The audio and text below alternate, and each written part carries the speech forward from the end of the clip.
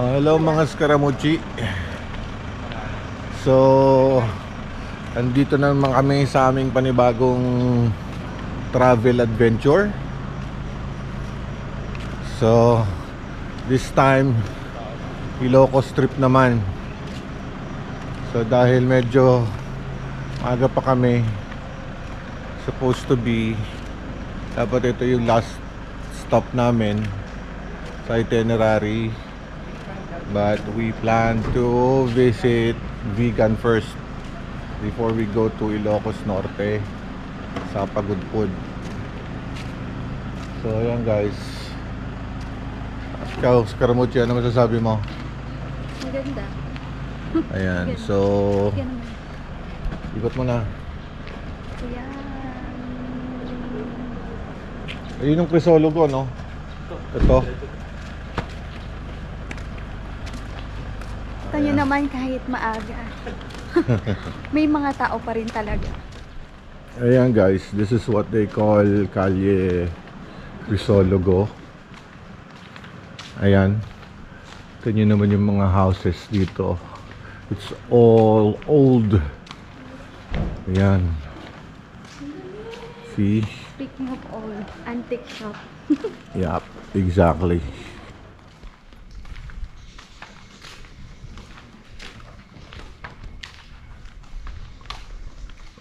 Oh.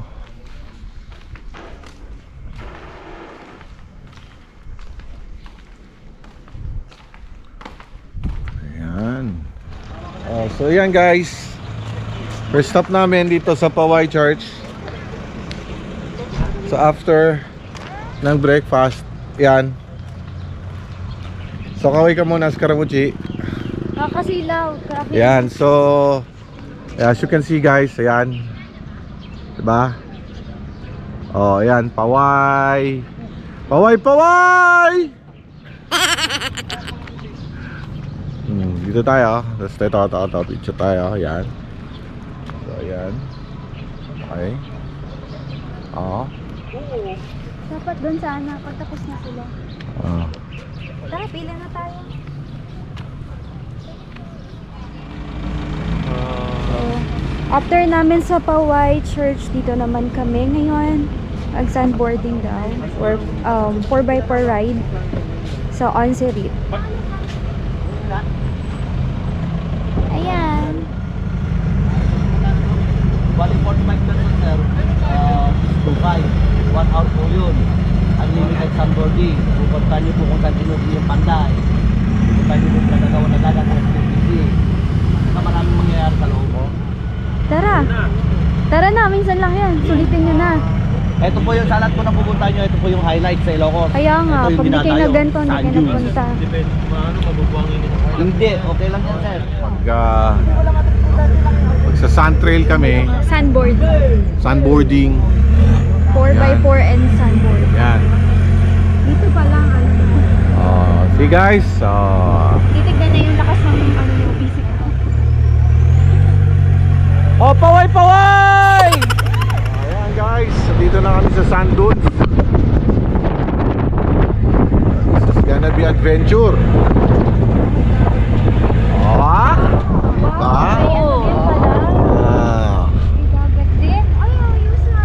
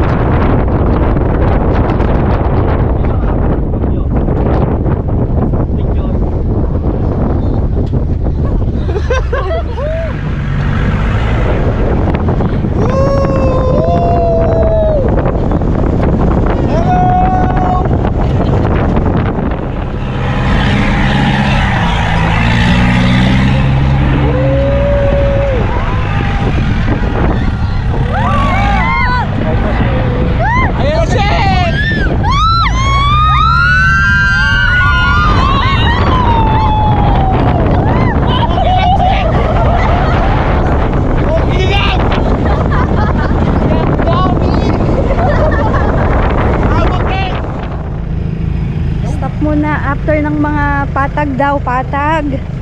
Malupit na patag. Kaya muna anak. Ano, pahinga, pahinga? Ang lupit ang patag nyo! Patag nga!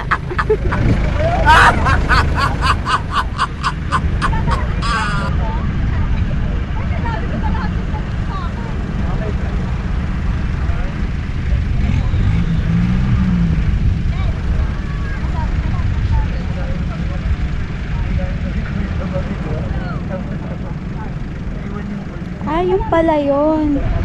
Sandboarding. Yung pala yung sinasabi. Yung pala yung sandboarding. Bitin. Kaya nga. Yung pala yung sandboarding, no? Oo.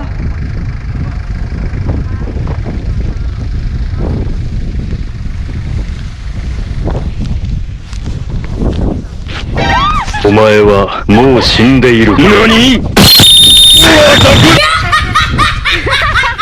Masarap!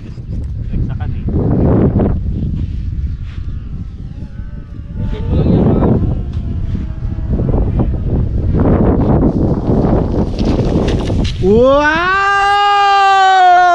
Congratulations!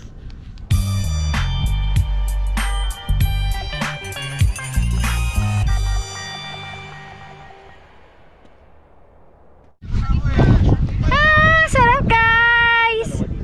Nakadalawa na ako. Epic fail yung isa. Wala.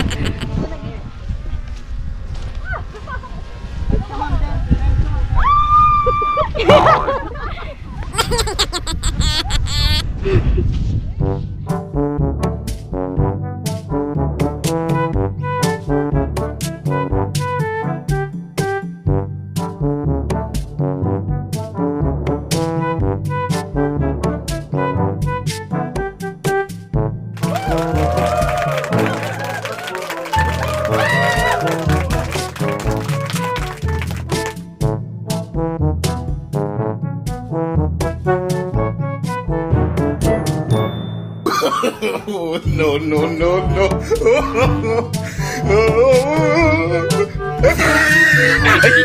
Putak ina mo, ginagawa mo.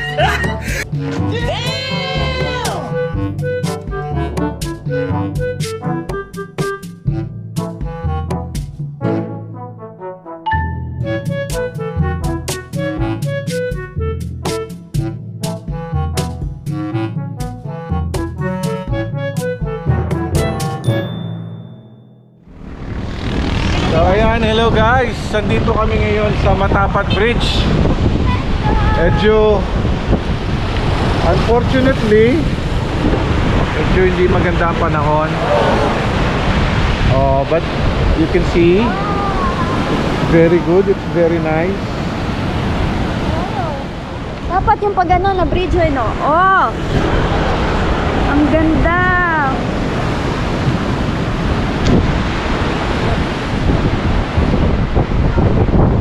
Ayun ba namin? Saglit lang kami dito kasi maambon.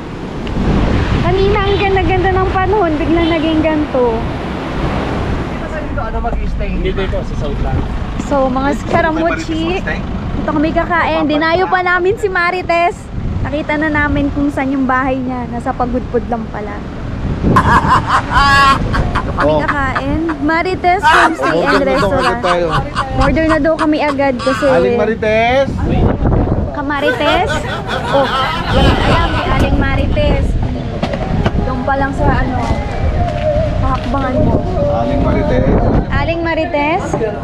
Si Aling Marisa nandito ba? Saka si Marieta? Wala si Marisa, si Marieta. Ayan guys. So, nandito kami ngayon sa Blue Lagoon para kumain dito sa May Matutuan. So, tignan nyo naman ang view guys.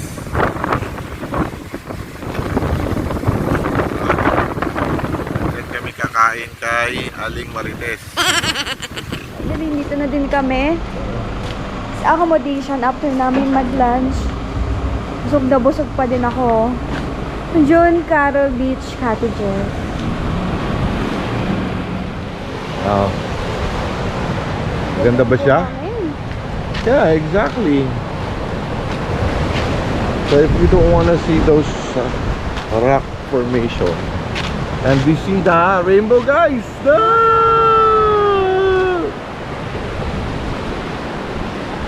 Oh, there.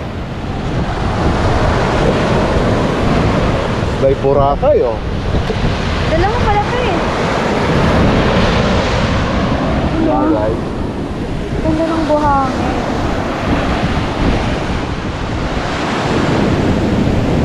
So kung maganda na sa Bolinao, Kapatar Beach, mas maganda dito. Kaya lang, hindi ka makakaligo ng, dahil sa alon. Ang lakas. Ang buhangin lang rin lang naman ang usapan. Eh di mas maganda dito. Kasama namin si Royce, ang cook. Line ko. Yan yung ano namin, organizer. Slash tagapagpalipad ng drone. Photographer din namin yan. Eto, photographer din. Ang ganda na ng panahon ngayon. Pwede na mag-swim. Pinakamaganda daw na panahon dito, April to May.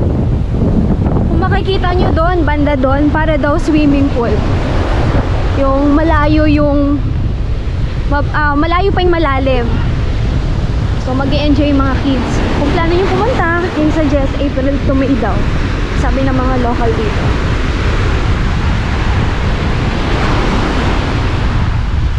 Para hindi ganito ka hangin. Yung hangin niya, ang lamig eh. Pati yung tubig din niya. Parang nag-i-start pa lang pa talaga ang summer. Dito.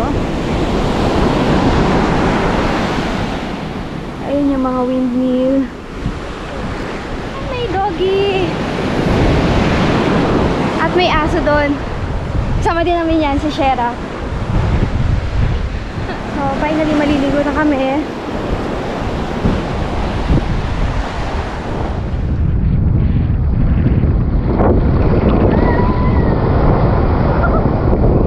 Dinadala ko na alon! No, no, no, no.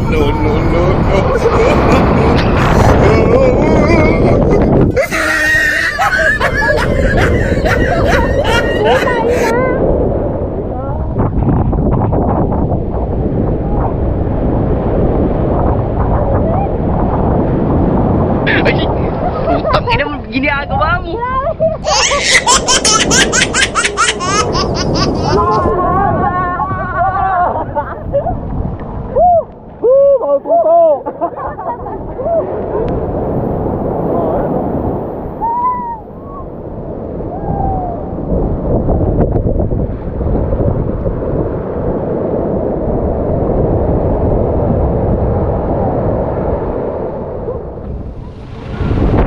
Ang dami. Pili na kayo, guys.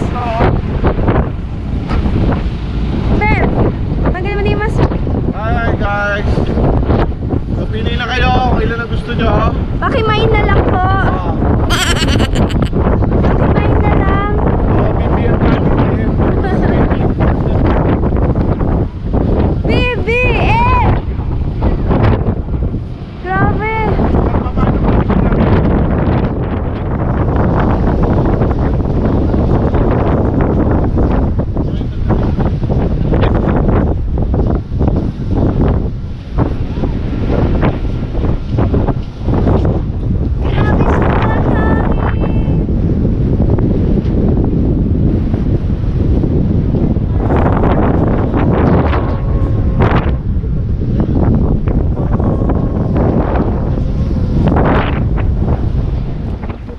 Malacanang of the North.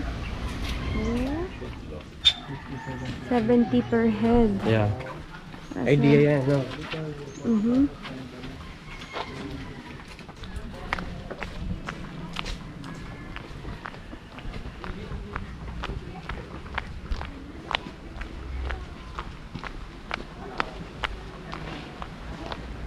So, ito na yun.